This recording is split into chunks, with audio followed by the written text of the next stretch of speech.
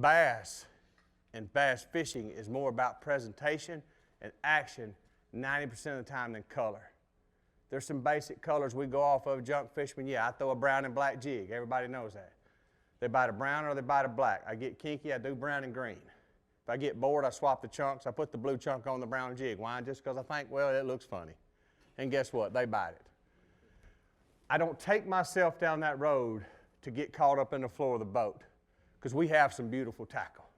Do we not? And we will get lost in it. Our wife will come out there and you'll be in the garage 7 hours organizing glass beads. She's like, what are you doing? I'm like, I'm organizing my swivels. It's not about that. Sometimes I'd rather a guy sit and stare out the window going to the ramp and not have put new line on, simply thinking about how he's going to attack the day, how his mindset is. Junk fishing is a frame of mind. Now there's a big, big misconception here. Because I have people talk to me and say, man, what's the key to being a junk fisherman? And I'm walking down the dock and I'm looking. And I use my boy Ike. I love Ike, but he needs to be sponsored by Riddler. But you look in Ike's boat, and there's a thing of rods this big on each side. I don't know if y'all have ever seen this boat before takeoff. There's 30 out there. To me, that's called confusion and chaos.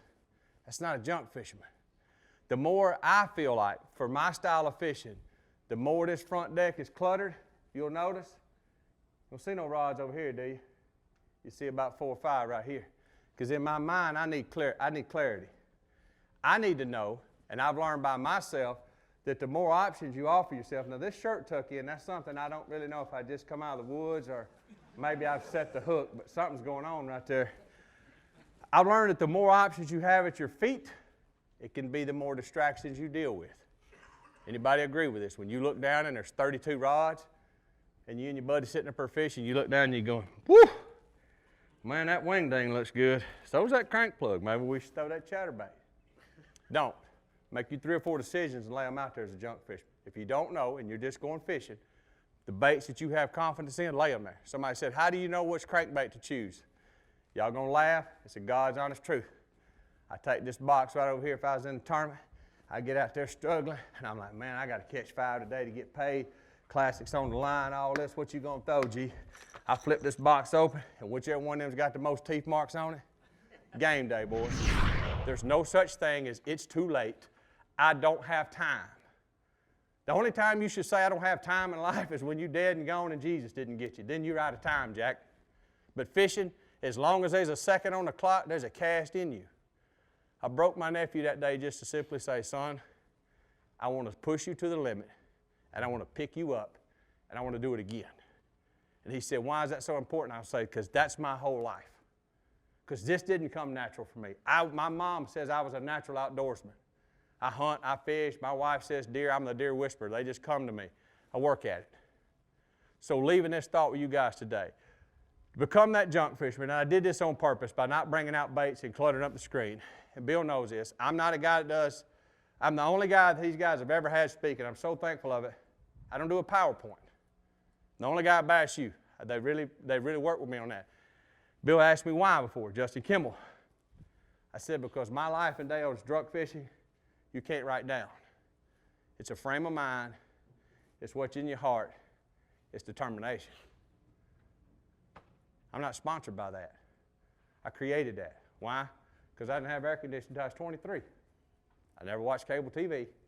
I never read a magazine. I sucked at school. I made D's. I was an all-county athlete, and we were poor. So when I decided to make it fishing, I didn't care what these were. All I wanted was what's written out here. I wanted to do it somehow. There's a gentleman sitting here today in this audience, 1995, David. That man right there wearing my jersey watched me win the Jerry Rhines Fisherman's Bass Circuit Hall of Fame Classic. Also won the Angler of the Year that year. Come back the next year, won another boat. Biggest breaks of my life. I made $10 an hour framing houses. Anybody in here frame houses? Yeah, you think you won't get motivated to fish, let them plug that saw in and hit that thing a couple of times. You'd be like, sweet Jesus. Let me come around the corner at Palaca and see a guy running a saw. I don't care if I'm freezing, ain't had a bite. I'll be jerking that jerkbait like Van Damme on meth. Woo! I'm just glad to be here. Framing houses is a motivation. You know, it's what drove me to that to want to go to that next level. So when I come from that background, the things that I would trade now that I grew up with is determination.